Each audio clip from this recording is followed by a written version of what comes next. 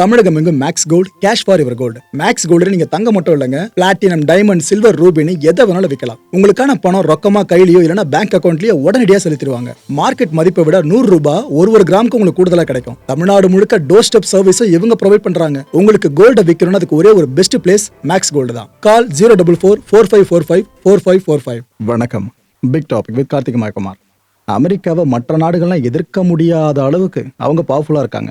ஆனா நாங்க நினைச்சா ஃபுல்லா எதிர்க்க முடியும்ன்றதை ஈரான் ஒரு நிமிஷமா காமிச்சுக்கிட்டு இருக்கு.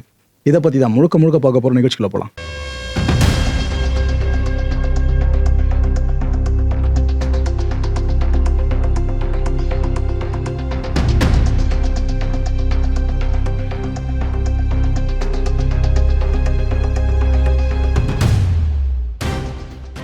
இப்போ நீங்க பார்த்துட்டு இருக்கீங்களா, இது காசால எடுக்கப்பட்ட காட்சி கிடையாதுங்க. இஸ்ரேல்ல ஈரானோட தாக்குதலுக்கு பிற்பாடு பதிவாயிருக்க காட்சி தான் இங்க பார்த்துட்டு இருக்கீங்க. இதை பல பேரும் கர்மா ப்ரோ, அவங்க பண்ணது திரும்ப அவங்களுக்கு நடக்குது அது இதுன்னு சொன்னாலும் இஸ்ரேலில் இருக்க மக்களும் அப்பாவி மக்கள் தான். அவங்க சார்ந்த பிரச்சனைனாலும் நம்ம குரல் கொடுத்து தான் ஆகணும்.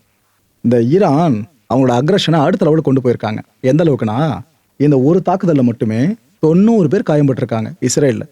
இப்போ அங்கே இருக்க ஹாஸ்பிட்டல்ஸ் ஃபுல்லாக பேஷண்ட்ஸால் நிரம்பி வழிஞ்சிக்கிட்டு இருக்கு. எங்கே சொல்கிறேன்? இஸ்ரேலில் சொல்கிறேன். இந்த வெளிப்புற தோற்றம் உங்களுக்கு அப்படி தெரிஞ்சிருக்கும், எக்ஸ்டீரியர் மட்டும் தான் அடி வாங்கியிருக்குன்ட்டு. இன்டீரியர் பார்த்தீங்கன்னா இஸ்ரேலில் இந்த தாக்குதலுக்குள்ளான பகுதிகளில் இருக்கிற வீடுகளுக்கு உட்புறம் இப்படி தான் செதஞ்சு போய் கிடக்கு. அதுவும் நிறைய இஸ்ரேலிய மக்கள் கண்ணீர் விட்டு அழறாங்க. நாங்கள் வாழ்ந்த வீடு இப்படி மாறி இருக்குன்னு அவங்க கதறி அழுதுகிட்டு இருக்காங்க. ஆனால் இந்த நேரத்தில் அந்த மக்கள் நினச்சி பார்ப்பாங்க, பாலஸ்தீன மக்களோட வலியும் ஈரானில் இதே போல் பாதிக்கப்பட்டிருக்க மக்கள் இருக்காங்களே அவங்க வலியவும் கண்டிப்பாக இவங்களும் நினச்சி பார்ப்பாங்க. ஆனால் கொடுமையை பார்த்தீங்களா, 2 நாடுகளோட கவர்மெண்ட் சார்ந்த அந்த ரெஜிமில் இருக்காங்களே அவங்களுக்கு ஏற்படுற இந்த நிறைய பிரச்சனைகளை தாண்டியும், சோல்ஜர்ஸ்க்கு ஏற்படுற பிரச்சனைகளை தாண்டியும் சிவிலியன்ஸாக 2 தரப்புலையும் பயங்கரமாக பாதிக்கப்பட்டு இருக்காங்க. அதுக்கான சான்று தான் இது. நெட்னியாகு, இஸ்ரேல் பிரைம் மினிஸ்டர், அவர் பொறுத்து பார்த்தாப்புல. ஆனால் எந்த நாடுகளும் ஈரானுக்கு எதிரான போரில் களம் இறங்குற மாதிரி பெருசாக தெரியல. அந்த மனுஷன் இப்போவும் கூப்பிட்டுருக்காருங்க, உலக நாடுகள் இதுக்கப்புறமும் சைலண்டாக இருக்காதீங்க, பாருங்க ஈரான் எந்த அளவுக்கு எங்களை சர்வநாசம் பண்ணிட்டு இருக்கு அப்படின்ட்டு. தயவு செஞ்சு ஈரானுக்கு எதிரான எங்களோட போரில் நீங்களே ஜாயின் பண்ணுங்கன்ட்டு உலக நாடுகள் நோக்கி அவர் இப்போ ஒரு அழைப்பு விடுத்திருக்காரு. இது ஆக்சுவலாக ஒரு மிராக்கல்ன்ற வார்த்தையை பயன்படுத்தியே சொல்கிறாப்புல. என்ன தெரியுமா, இவ்வளோ பெரிய அட்டாக் நிகழ்த்தப்பட்டிருந்தோம் கூட எங்கள் நாட்டில் ஒருத்தர் கூட உயிர் போகலை. அது வரைக்கும் எங்களுக்கு சந்தோஷம் தான். காயம்பட்டிருக்காங்க ஆனால் உயிர் யாருக்கும் போகலை. இது எங்களை பொறுத்திருக்க மிராக்கல்னு நெத்தன்யாகு அவர்கள் சொல்கிறாங்க. ஆனால் நம்ம நாட்டு மக்கள்லாம் சைரன் சத்தம் கேட்ட உடனே ஷெல்டர்ஸ்க்கு போயிடுங்க. ஏன்னா ஈரானோட தாக்குதல் ரொம்ப வீரியமாயிடுச்சு. இதுக்கப்புறம் அவங்க எந்த அளவுக்கு போவாங்கன்னு தெரியல. அதனால சைரன் சத்தம் கேட்டால உள்ள போடுங்கன்ற மாதிரி தான் அவர் இப்போ வான் பண்ணியிருக்காரு. இப்போ நீங்க ஸ்கிரீன்ல பார்த்துட்டு இருக்கிறது இஸ்ரேலில் பதிவு பண்ணப்பட்ட காட்சி கிடையாது, இது ஈரான்ல பதிவு பண்ணப்பட்டது. எங்க? டெஹ்ரான்ல. அங்க இஸ்ரேல் படையும் அமெரிக்க படையும் சும்மா சொல்லக்கூடாதுங்க.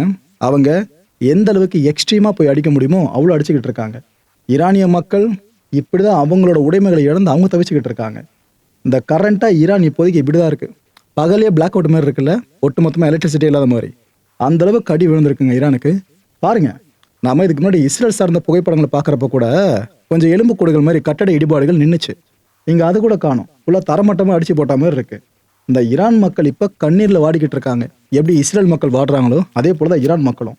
அவங்க வாழ்ந்த பகுதிகளை, அந்த வீடுகளை அவங்க இந்த மாதிரி பார்த்தாங்கன்னா எப்படி இருக்கும்? ஒரு அம்மா அவ்வளோ ஏக்கமாக நின்று பார்க்குற இந்த ஃபோட்டோ இருக்குல்ல, இது உலகம் முழுக்க பெரிய அதிர்வலையை ஏற்படுத்தியிருக்கு. இது ஒரே ஒரு சான்று மட்டும்தான். இது மாதிரி எத்தனை வீடுகள் தகர்க்கப்பட்டிருக்கோம் இந்த கான்ஃபிளிக்ட்ல. சிவிலியன்ஸோட வீடுகள் ஒன்னொன்றுமே, அந்த பொதுமக்கள் வசிச்சுட்டு இருக்க வீடுகள். அப்போ அவங்களுக்குள்ள இருக்க பெயின் இருக்குல்ல, வார்த்தையால் விவரிக்கவே முடியாது. ஆக்சுவலாக நேட்டன்ஸ் ஈரானோட முக்கியமான நியூக்ளியர் ஃபெசிலிட்டி இருக்கிற ஒரு பகுதி நேட்டன்ஸ். அப்போ ஏற்பட்ட பகுதியை சமீபத்தில் அடிச்சிருந்தாங்களா, அதுக்கு ரிவெஞ்சு கொடுக்க போறோன்னு ஈரான் சொல்லிக்கிட்டே இருந்துச்சா, அந்த ரிவெஞ்சை பயங்கரமாக கொடுத்துருக்காங்க.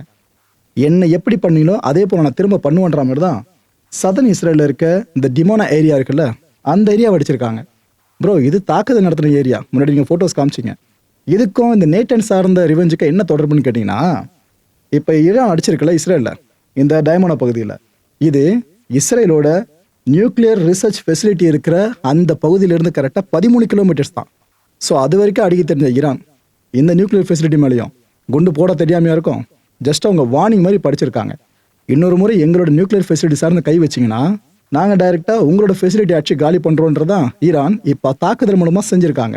சொல்லாமல் அதை செஞ்சு முடிச்சிட்டாங்க. அது மட்டும் இல்லாமல் இந்த IAEA இருக்குல்ல, இன்டர்நேஷனல் அட்டாமிக் எனர்ஜி ஏஜென்சி, அவங்க இப்படி தான் நம்ம சொல்கிறாங்க. ஆமாங்க, எங்கள் காதுக்கு விஷயம் வந்துச்சு. அந்த நியூக்ளியர் ஃபெசிலிட்டி 13 கிலோமீட்டர் தொலைவுக்குள்ளே தான் ஈரான் இந்த அட்டாக் அடிச்சிருக்காங்க. எங்களுக்கு தெரிஞ்சு இது வரைக்கும் அங்கே எந்த ஒரு அணுக்கதிர்வீச்சு அபாயமும் தென்படலை. டேமேஜஸ் பெருசாக அந்த நியூக்ளியர் ஃபெசிலிட்டி சார்ந்து இல்லை.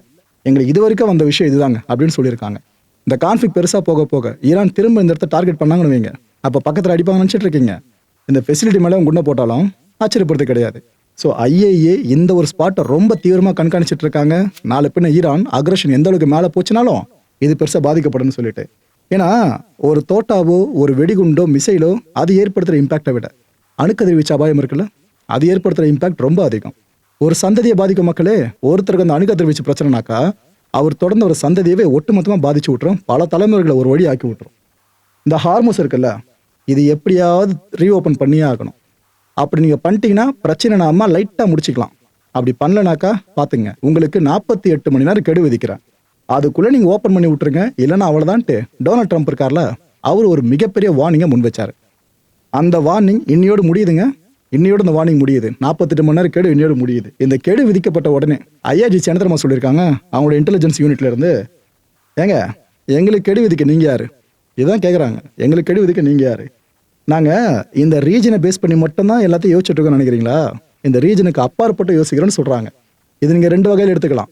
நாளை பின்ன ஈரானை இது போல் எந்த ஒரு நாடும் தாக்கிடக்கூடாதுன்னு சொல்லிட்டு இப்போவே அடின்னு அடிக்கிறது ஒன்று. 2வது, இந்த மிடில் ஈஸ்ட் ரீஜனையும் தாண்டி மற்ற நாடுகளில் ஈரானோட மிசைல்ஸ்லாம் போய் விழுமா என்ன, அது சார்ந்து நீங்கள் வார்னிங்காக எடுத்துக்கலாம். நாங்கள் ஹார்மோஸை இது வரைக்கும் பார்ஷியலாக தானே க்ளோஸ் பண்ணியிருக்கோம். நீங்கள் இது போலாம் த்ரெட் பண்ணிட்டு இருந்துட்டு ஏதோ எங்களோட பவர் பிளான்ட் மேலே அட்டாக் பண்ண போகிறதா செய்தி கேள்விப்பட்டோம், அதெல்லாம் நீங்கள் பண்ணுற மாதிரி இருந்தீங்கன்னா முழுசாக மூடுருவோன்ட்டாங்க. இந்த நட்பு நாடுகள் சார்ந்த கப்பல்கள்லாம் போயிட்டு வந்துட்டு இருக்கல, மாவன உங்களால் அதுவும் கெட்டுரும் பார்த்துங்கன்னு ஐஆர்ஜிசி ஒரு வார்னிங்கை முன் வச்சிருக்கு. எவ்வளோ பெரிய மனுஷன் ட்ரம்ப்பு, ஆனால் அவர் சொல்கிறத காது கொடுத்து கேட்கவே மாட்டோன்றதுல ஈரான் தெளிவாக இருக்குது. டொனால்ட் ட்ரம்ப் செம்ம கடுப்பாயிட்டாருங்க. இந்த ஒரு அனௌன்ஸ்மெண்ட் வெளியே வந்தது ஐஆர்ஜிசி கிட்ட இருந்து. என்ன தெரியுமா சொல்கிறாரு, இவ்வளோ சொல்லி நீங்கள் கேட்க மாட்டீங்க, ரைட்டு, இந்த கெடு முடிய போதில் வெயிட் பண்ணுங்க, கெடு முடிகிற வரைக்கும் நீங்கள் ரீஓப்பன் பண்ணலை அப்படின்னா உங்களோட பவர் பிளான்ஸ் எல்லாம் அச்சு காலி பண்ணிவிடும். அதுவும் முதல்ல நாங்கள் அடிக்கிறது உங்கள் நாட்டில் இருக்க பிக்கெஸ்ட் பிளான்ட் இருக்குல்ல, அதை தான் முதல்ல அடிச்சு காலி பண்ணுவோம். அதுக்கப்புறம் செயின் ஆஃப் ரியாக்ஷன் மாதிரி ஒரு பிளான்ட்டையும் நாங்கள் தொடுவோன்னு அவர் இங்கே சொல்லியிருக்காரு. எஸ்கலேஷன் எவ்வளோ பெருசாக போயிட்டு இருக்கு தெரியுதா மக்கள்? உங்களுக்கு பதட்டம் குறையிற மாதிரி தெரில. ஒருத்தரும் பேசி பேசி அதை பெருசாகிட்டு இருக்காங்க. இந்த ட்ரம்ப் அவர்களோட இந்த டார்கெட் லிஸ்ட் இருக்குல்ல, அதாவது எதை முதல்ல அடிக்க போறோன்னு சொல்லலாம், ஆனால் பிக்கெஸ்ட் ஒன்று மட்டும் கிளைம் பண்ணியிருக்காரு. இதை தாண்டி ஈரானில் இருக்கிற முக்கியமான பிளான்ஸ்லாம் என்னென்ன, அதை 3ஆக நான் கேட்டகரைஸ் பண்ணுறேன். அதில் 1 நியூக்ளியர் பவர் ஸ்டேஷன்ஸு, 2வது ஃபாசில் ஃபியூல் பிளான்ஸ் இருக்குல்ல, அதை அந்த நிலக்கரியெல்லாம் எரிச்சு அது மூலமாக மின்சாரத்தை உருவாக்குறது. நம்ம நாட்டில் அதிகமாக தானே பண்ணுறோம், அது போல் ஈரான்லையும் இது. 3வதா, ஒருவேளை ஈரானோட நியூக்ளியர் ஃபெசிலிட்டி சார்ந்தும் இவங்க அடிக்க வாய்ப்பு இருக்குது அந்த சைட்ஸை பேஸ் பண்ணி. மேலே இருக்க 2மே லெஜிட்டிமேட் டார்கெட்ஸ்னாலும் கீழே இருக்க 3வது ஒருவேளை அமெரிக்கா அங்கேயும் அடிக்கலாம். ஏன்னா அமெரிக்கா சொல்கிறத மட்டும் எதிர்கிட்ட போய் ஐடியாவை சொல்லிட்டு அடிப்பாங்க, அதை தாண்டி சில அவுட் ஆஃப் சில வேலையை பார்த்தாங்கன்னாக்கா இதுவும் சேர்த்து கொஞ்சம் கை வைக்க வாய்ப்பு இருக்குது. ரைட்டு, இந்த ஈரானில் இருக்கிற முக்கியமான பிளான்ஸில் நம்ம முதல்ல பார்க்க போகிறது இந்த நியூக்ளியர் பவர் ஸ்டேஷன்ஸ் இருக்குல்ல, ஈரானோட மிக முக்கியமான 3 பிளான்ஸ் இது.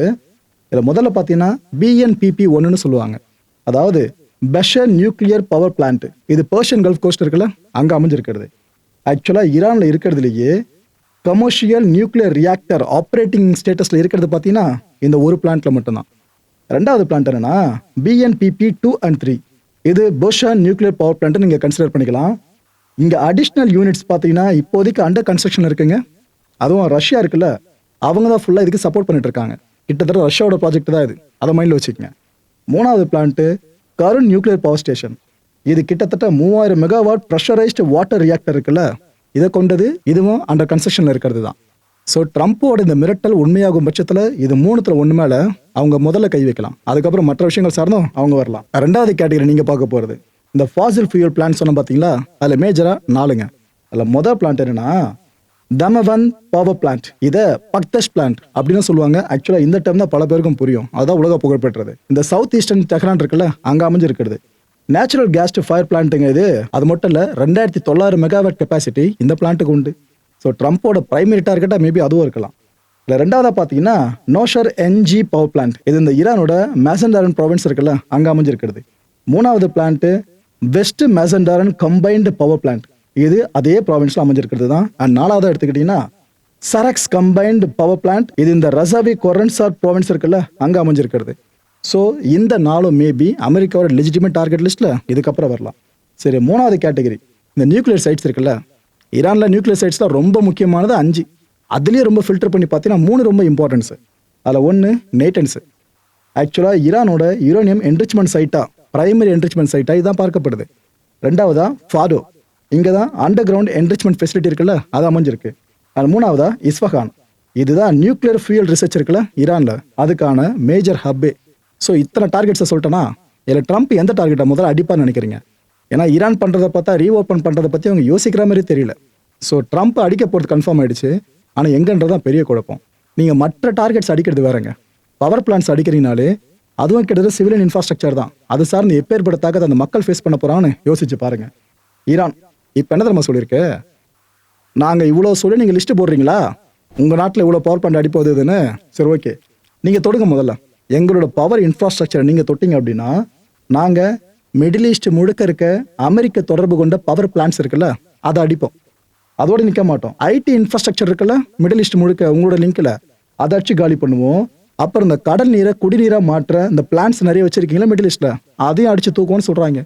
அதாவது நீ என்ன ஒரு முறை அடிச்சனா நான் உன்னை 100 முறை திருப்பி அடிப்பேன். இதைத்தான் ஈரானுடைய பொது ஸ்டேட்மெண்டா இருக்கு. மக்களை இந்த கான்டென்ட்டை பொறுத்த வரைக்கும் நாமெல்லாம் எதிர்பார்க்க வேண்டியது வேற என்ன? ஈரானை சமாளிக்கிறதுக்கு மிடில் ஈஸ்ட்லாம் திரும்ப ரெடி ஆகணும்னு நினைக்கிறேன். இது வரைக்கும் ஈரான் அமெரிக்கா இஸ்ரேல் மேல இருக்க கோபத்தில் மிடில் ஈஸ்ட்ல ருத்ரதாண்ட வாடிக்கிட்டு இருக்கு. இது பத்தாதுன்னு ட்ரம்ப் வர வான் பண்ணிட்டாரா, நாங்கள் பவர் பிளான்ட் அடிக்க போறோன்னு. இதுக்கு பதிலாக நாங்கள் இவ்வளோத்தையும் ஆட்சி காலி பண்ண போறோம்னு ஈரான் வர சொல்லிட்டாங்களா. ஒரு பெரிய கான்ஃபிளிக்டை நம்ம இதுக்கப்புறம் தான் பார்க்கவே போகிறோம். ஸோ மிடில் ஈஸ்ட்ல இருக்கவங்க ரெடி ஆகுறது நல்லதுன்னு நினைக்கிறேன். அடுத்த நிகழ்ச்சி சந்திக்கலாம். நன்றி, வணக்கம். தமிழகம் எங்கும் max gold, cash for your gold. Max gold நீங்க தங்க மட்டும் இல்லைங்க, பிளாட்டினம், டைமண்ட், சில்வர், ரூபினி எதை வேணாலும் விற்கலாம். உங்களுக்கான பணம் ரொக்கமா கையிலயோ இல்லைன்னா பேங்க் அக்கௌண்ட்லயோ உடனடியாக செலுத்திடுவாங்க. மார்க்கெட் மதிப்பை விட 100 ரூபாய் ஒரு கிராமுக்கு உங்களுக்கு கூடுதலா கிடைக்கும். தமிழ்நாடு முழுக்க டோர் ஸ்டெப் சர்வீஸை இவங்க ப்ரொவைட் பண்றாங்க. உங்களுக்கு கோல்டை விற்கணும்னு அதுக்கு ஒரே ஒரு பெஸ்ட் பிளேஸ் மேக்ஸ் கோல்டு தான். கால் 04445454545. என் நண்பர் மாயம் ஸ்டுடியோஸ் நேயர்களே, மாயம் பக்தின்னு ஆன்மீகத்துக்காக பிரத்யேகமா ஒரு சேனலை கொண்டு வந்திருக்கோம். மறக்காம சப்ஸ்கிரைப் பண்ணி அந்த சேனலுக்கு உங்களோட ஆதரவை மனப்பூர்வமா தெரிவிங்க. வணக்கம் மாயம் ஸ்டுடியோஸ் நண்பர்களே. மாயம் ட்ரெண்ட்ஸ் அப்படின்ற ஒரு புதிய ஃபேஸ்புக் பேஜை ஓப்பன் பண்ணியிருக்கோம்.